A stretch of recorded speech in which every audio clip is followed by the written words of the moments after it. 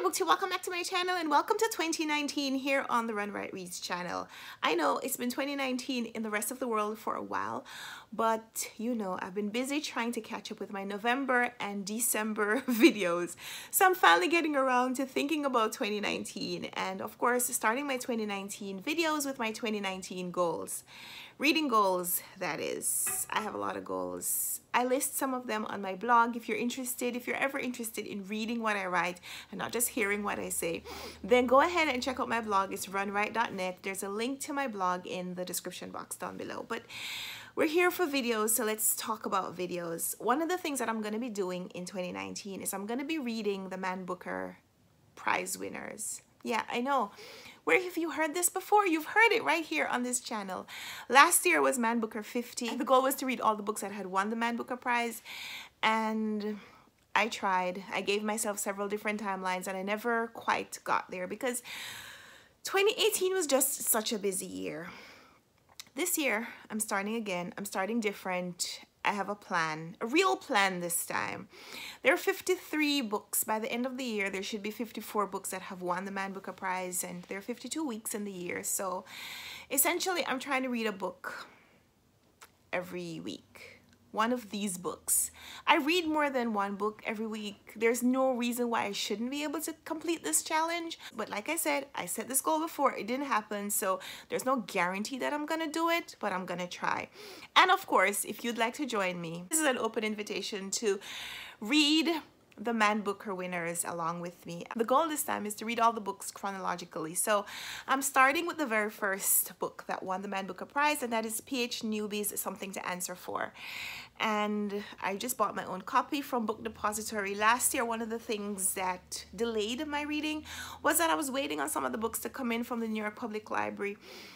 I would not have a book for several weeks, and then 5 or 6 of them would come in at the same time, and it got a little tedious. This time, my goal is to buy all the books, at least sometime during the year. So far, this one has been delivered. I'm waiting for the second book to be delivered, but at least I have something that I can start with. So it's already January 5th by the time you're watching this video, which means that sometime today, tomorrow, or the day after that, I need to finish this book. So I'm not going to invite you to read this book with me, unless of course you want to read it later and we discuss it at some point. But in January, I'm planning to read the first 4 winners of the prize. Well, technically that's not true, because in 1969, when they started to give the award, they were giving prizes to books that had been published in the previous year. And then in 1970, they changed the eligibility rules and they started giving the award to books that had been published in the current year, which means that there was a year when no books were recognized. And so later on, they went back and gave the award to a book that had been published in 1970, which is when the rules changed. And that is called the Lost Man Booker Prize. And so even though that book was published in 1970, it didn't receive its award until much later. So technically, even though that book was published in 1970, it didn't receive its award in that chronological order. But I'm choosing to read the books in the order of how they were published, which means that the first 4 books that I'm reading are this one, Something to Answer For by P.H. Newby, then the 1970 winner, The Elected Member by Bernice Rubens, then the other 1970 winner, Troubles by J.G. Farrell, which is the Lost Man Booker Prize that wasn't awarded until 2010, and then the 4th book is one that I read last year, In a Free State by V.S. Naipaul. And so those are the first 4 books that I'm going to be reading from my 2019 Man Booker Prize winning reading challenge. I'll post a link down below to my blog where there's a complete list of all the books and the dates and when I'm planning to read them.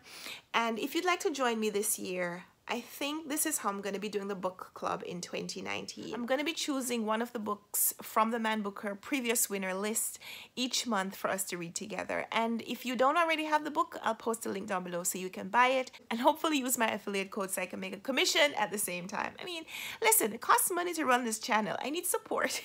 In the upcoming days, I'll share a little bit more information about my 2019 reading goals. I've set a number goal. I shared that on Goodreads a few days ago.